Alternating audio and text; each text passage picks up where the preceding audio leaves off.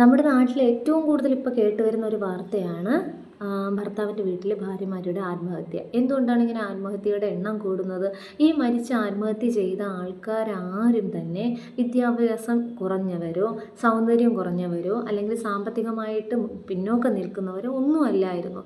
എന്തുകൊണ്ടാണ് ഈ ആത്മഹത്യയിലോട്ട് നയിച്ചത്? ഈ സഹിക്കുന്നതിൻ്റെ പരമാവധി സഹിച്ചത് കൊണ്ടാണ് ഈ ആത്മഹത്യയിലോട്ട് അവർ പോയത്. ഇവരുടെ മനോവിഷമങ്ങൾ വിളിച്ച് വീട്ടുകാരോട് പാരൻസിനോട് പറയുമ്പോഴത്തേക്ക് എല്ലാ പാരൻസ് പറയുന്ന ഒരു കാര്യമുണ്ട്, നിനക്ക് താഴെ ഇനി 2 പേരുണ്ട്, അവരുടെ ഭാവി നോക്കണം, അവരുടെ കാര്യം നോക്കണം, നിന്നെ ചുമ്മാ അല്ലല്ലോ അങ്ങ് ഇറക്കി വിട്ടത്, നിനക്ക് അത്രയും തന്നല്ലേ വിട്ടത്, ഇങ്ങനെയൊക്കെ പറയുന്ന പാരൻസ് ഉണ്ട്. എനിക്ക് പാരൻസിനോടൊന്നും പറയാനുള്ളത്, ഇങ്ങനെ നമ്മളെ അയച്ചു വിട്ട് കഴിഞ്ഞിട്ട് എല്ലാം കഴിഞ്ഞു ഇനി നമ്മുടെ ഉത്തരവാദിത്വം ഒന്നുമില്ല എന്ന് ചിന്തിക്കുന്നിടത്താണ് തെറ്റ്. മറ്റുള്ളവർ എന്ത് വിചാരിക്കും, ഇനി അവൾ വന്ന് നിന്നാൽ ഇനി ആൾക്കാരെന്തൊക്കെ പറയും ഉള്ളതിലല്ല. ഈ നഷ്ടപ്പെടുമ്പോൾ ആർക്കാണ് നഷ്ടപ്പെടുന്നത്? അച്ഛനും അമ്മയ്ക്കും ആയിരിക്കും നഷ്ടപ്പെടുന്നത്. പിന്നെ അവൾക്കൊരു കുഞ്ഞുണ്ടെങ്കിൽ ആ കുഞ്ഞിന് നഷ്ടമാവും.